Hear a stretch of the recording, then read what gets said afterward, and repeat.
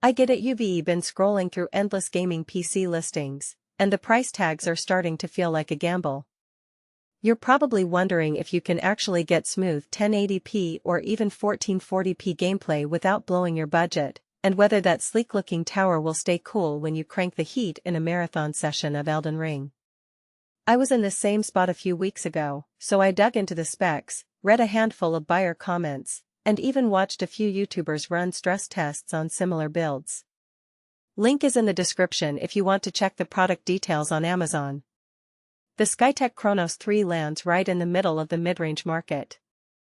It's built around an Intel Core i5-14400F, which is a 13-core chip that can sprint up to 4.7 GHz when you need that extra push. Pair that with an NVIDIA RTX 5060 that carries 16 GB of GDDR7 memory, and you've got a combo that should handle most modern titles at high settings. The system also packs a 1TB Gen 4 NVMe SSD and 16 GB of DDR5 5200 RAM, plus a 650W gold-rated PSU and a decent air cooler. On paper it sounds like a solid, plug-and-play solution for anyone who wants a ready-to-game rig without the headache of picking out each component. So who actually benefits from this particular box?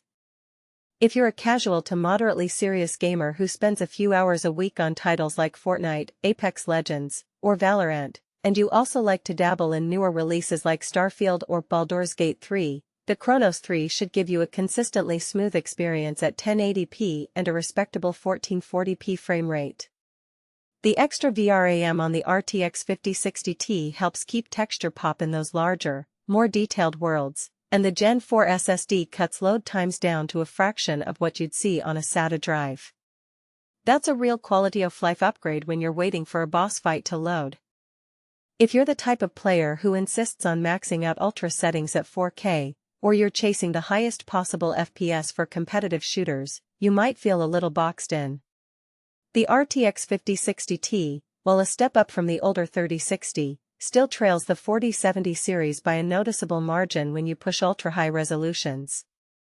In those scenarios you'll see dips into the low to mid-30s at 1440p on the most demanding titles, which could be a deal-breaker for someone chasing that buttery-smooth 60 frames per second ceiling.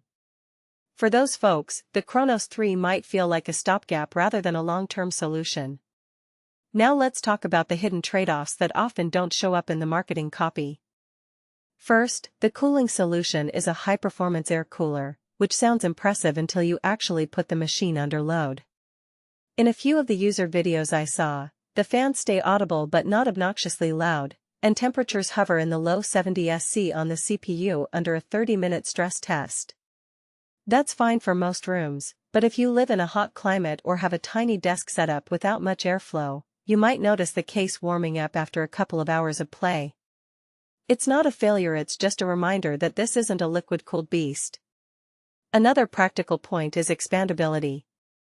The chassis gives you two 2.5-inch drive bays and a couple of PCIe slots, but the interior layout is a bit tight around the GPU. If you ever want to upgrade to a larger graphics card, you could run into clearance issues. The power supply, while a respectable 650W gold unit, is non-modular, so cable management can get a little messy. That's something you'll have to live with unless you're comfortable tinkering with the wiring after you've already set the PC up. On the software side, Skytech does a decent job of keeping the system clean.